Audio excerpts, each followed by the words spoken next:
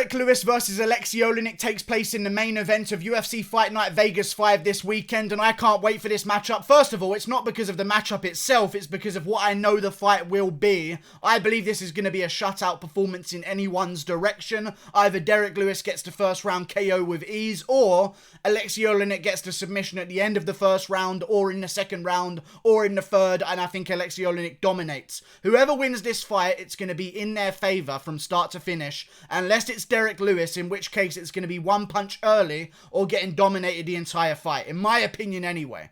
I'm looking forward to this one. This is not the matchup I would have made in the heavyweight division right now. Don't get me wrong, I would not have made this. If I was the matchmaker, I would not have made Derrick Lewis versus Aleksei Oleinik. You know why? Because we don't really want Oleynik to beat Lewis, because Lewis could fight Blades and do that one, and then maybe rematch Ngannou, the rematch that not really anyone wants to see, but still, there's bigger names for Derrick Lewis to fight right now. Even Derrick Lewis versus Alistair Overeem. That's exactly what I would have done. Lewis versus Overeem, and then Oleinik versus Sakai.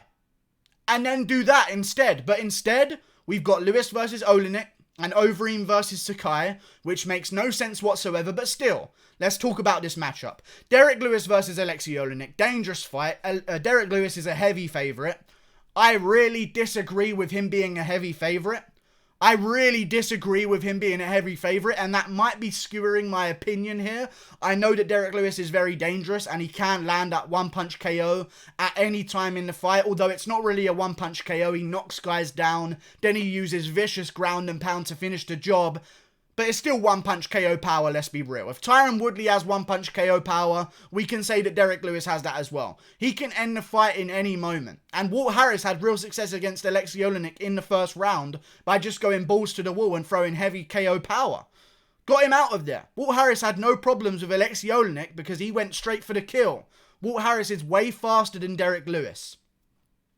And way more switched on early as well. Derrick Lewis is a guy who will move away from his opponents, wait for them to come towards him, maybe mimic an injury like a stomach being hurt and then try and throw a shot over the top of it, or wait for the opponent to get a little bit too lackluster unloading against him on the cage. Then Lewis will fire back big shots. I mean, Alexander Volkov dominated Derrick Lewis for 3 rounds. Same with JDS, dominated him start to finish, landed some good shots. Now, Derrick Lewis is always dangerous. I just feel as though Aleksei Oleinik is going to go out there, make Lewis worry about the hands, and then as soon as Lewis looks to overload with a massive big KO punch, Oleinik's going to shoot straight for a double leg and get it, in my opinion. I watched Ilir Latifi versus Derrick Lewis.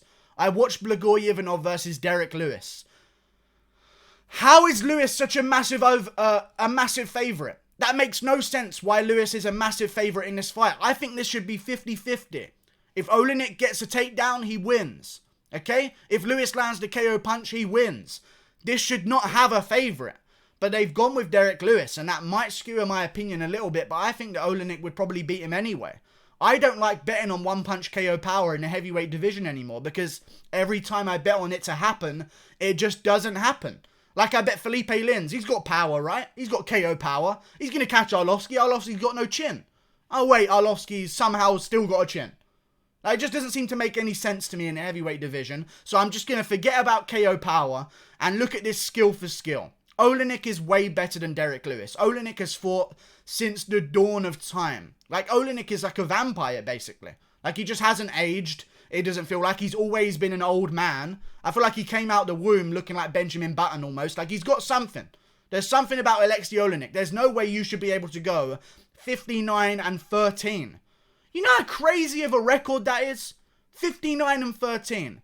I understand that he maybe has a lot of losses. But in the heavyweight division, good records are hard to come by. I mean, look at Derrick Lewis's record itself. What's Derrick Lewis's record? Pretty bad, to be honest with you guys. Not the best in the world. Beating some good guys, don't get me wrong. But Derrick Lewis is 23-7. 59-13?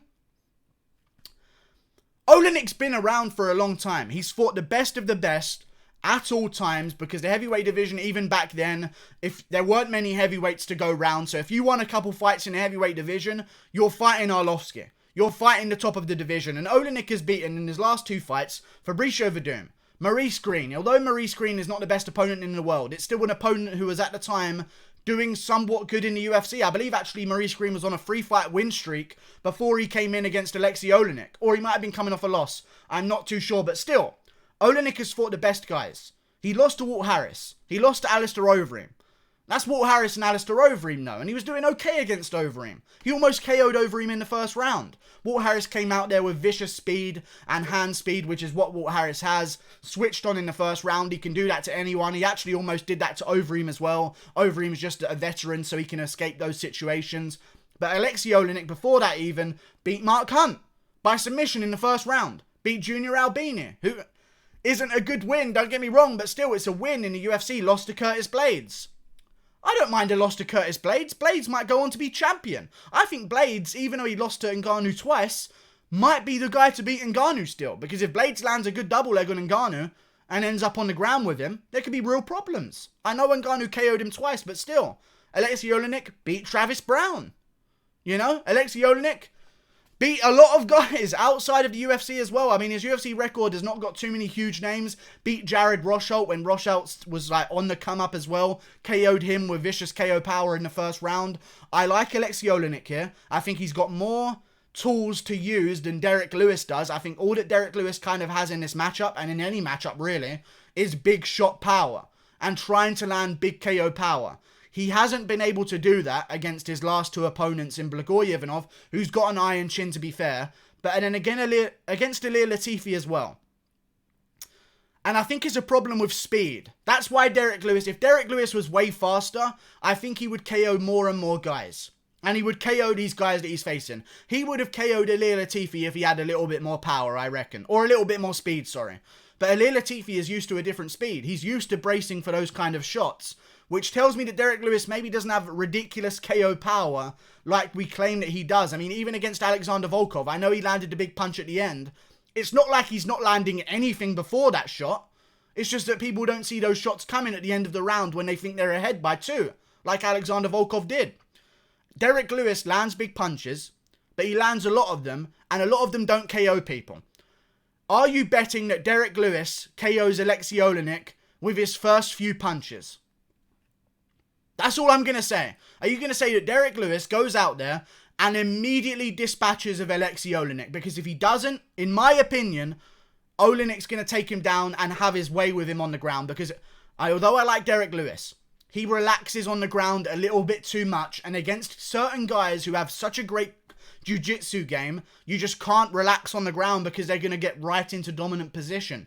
Derrick Lewis against Blagoy or against Ilir Latifi. It's very cool to relax on the ground when your opponent on top of you is just sitting in half guard looking for a Kimura. Like, it's very easy to sit there and relax when a guy is not changing position whatsoever and is sitting in half guard just looking to get control time. Aleksei Oleinik, when he gets his opponent down, is looking for any submission he can. Not only that, he's got new submissions that no one else really goes for. You know? Aleksei Oleinik has got dangerous submissions. He's got many of them to choose between, and he goes straight for them as soon as he gets to the ground. I think as soon as he gets Lewis to the ground in that first round, it's going to be problems for Lewis. I'm picking Aleksei Oleinik to win. The resurrection is real. I picked Aleksei Oleinik to win against Fabricio Verdum in Verdum's comeback. He was a massive underdog there. Thanks for the money, Aleksei Oleinik. I really do appreciate that. I picked him to win by KO TKO on the feet as well. I picked him to win by KO TKO on the feet against Verdum, and he almost did. In the first 2 rounds, he was outclassing Verdum on the feet. And look what Verdum just did to Gustafsson. I know a lot of people are going to say that, Verdum was rusty, he's had some time off, but still, he had 3 rounds against Aleksei Oleinik. And although he had a really good 3rd round, Oleynik does slow down a little bit as the fight goes on. Lewis does slow down as well. And to be fair to him, I don't think Oleynik would have slowed down in that 3rd round as much if he hadn't tried to go for the finish at every minute of the first 2 rounds in this fight with Fabricio Verdum. If he would have just relaxed a little bit, not gone for the finish and just won those first 2 rounds 10-9, I think he would have went out and done the 3rd round exactly the same and wouldn't slow down so much. I just feel as though Aleksei Oleinik gets it done, man. And maybe it's the odds. They're so ridiculously in favour of Derrick Lewis that it just kind of sickens me. I don't know how he's a heavy favourite. It's almost like the odds makers haven't watched his last 2 fights against Blagoy-Ivanov and Ilir Latifi. He was pretty easy to get down because I'll be honest with you guys, if you put Derrick Lewis on one leg, regardless if someone's trying to take him down or not, he might just end up on the ground anyway. Like, he's a big guy. He's very top heavy in his weight. That's very easy to topple over. Bigger they harder they fall. And I think Oleynik's going to get a hold of him, take him down after Lewis is loading up for some big shots. And then it's going to be all over from there. Aleksei Oleinik gets it done by first round submission. Oleynik's got a great chin. I know he got kind of smacked by Walt Harris, but to be fair to him, that fight against Walt Harris, he got flying kneed in the armpit in the first 5 seconds, which must be really confusing. And then he turned around and got knocked and sort of span away from Walt Harris and got smacked right behind the ear by Walt Harris, which is a legal shot. A legal shot. They should change that word. Illegal. Illegal. It just sounds exactly the same. They need to change that shit real quick. But still, it was a legal shot that Walt Harris landed on Aleksei Oleinik, but it was behind the ear when Oleinik has just been spun around by a flying knee to the armpit. I can excuse that one as maybe not being down to your chin is going away. You just got smacked behind the ear by Walt Harris because you didn't see the shot coming, and it was a big shot and it happened so fast in the first round. I don't think Derrick Lewis has that kind of speed or ferocity in the first opening few minutes. I think he takes some time, which I've seen in many of his fights against JDS. If you can get ahead of him early and do enough damage early to Derrick Lewis, he doesn't really have the chance to come back. And that's what we saw against JDS. And I'm not saying that Oleynik has the same level of striking as JDS. He doesn't have to. He just has to be good enough in striking. And he almost KO'd Overeem as well, by the way. Looked really good against Verdum on the feet as well. Looked good against Mark Hunt even at times. And Mark Hunt beat Derrick Lewis. Let's not forget about that. And around the same time period as well. Aleksei Oleinik is going to throw punches against Derrick Lewis while Lewis backs up to the cage. Lewis is going to look for the big counter punch. As soon as Oleinik sees it, he's going to dive for a double leg and get Lewis down. And then just have his way with him from there. This is why I wouldn't have made this matchup, man. Not to mention Aleksei Oleinik has a reach advantage. A reach advantage for Aleksei Oleinik. You know, against Derrick Lewis. He's way smaller, but he has a reach advantage. That's a bit of a problem. That's going to be a little bit of a problem for Derrick Lewis. I just feel as though they shouldn't have done this matchup. Lewis versus Overeem. Oleinik versus Sakai. That's what they should have done. But now we're just risking Lewis and we're risking Overeem to these two guys that, although the hardcore fans love and admire, are not really big names in the heavyweight division. And I think it's going to backfire. And Derrick Lewis is going to lose. It's unfortunate to say. I like Derrick Lewis. He's one of my favourite heavyweights. I'd love to see a rematch between him and Ngannou because, in my opinion, the rematch would be guaranteed better than the first one. This is the first fight that's a rematch with Derrick Lewis and Ngannou where you can say 100% this is going to be more exciting than the first one. Because in a lot of rematches, the problem is, can it live up to the height of the first fight? Can it live up to the hype? Can it be the same in terms of action-packed styles? Are they going to come out hesitant in the second fight and make it worse? This is the first rematch where you can almost 100% guarantee it's going to be way more exciting. I just don't know why they risked it. I don't know why they gave Lewis Oleinik, but maybe Lewis sees Oleinik as a smaller guy that he's going to KO pretty easily. Didn't work out against Latifi, he could have lost that one. Didn't work out against Blagoy-Ivanov, he could have lost that one as well. I like Derrick Lewis. I think he's going to lose. I really do. And I think Oleinik's going to get the job done. It hurts me to say it, man. I like Oleinik. The resurrection is real.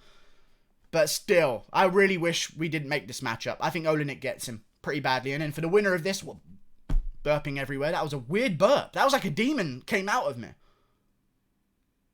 Do I change back to Derrick Lewis? I just summoned a demon out of my mouth.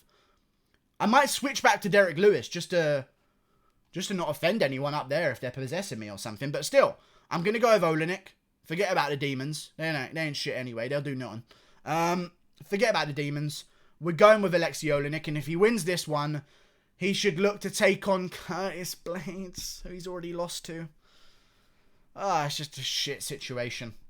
But Oleinik wins. Click that button there. Goodbye. Thank you for watching. Like and subscribe.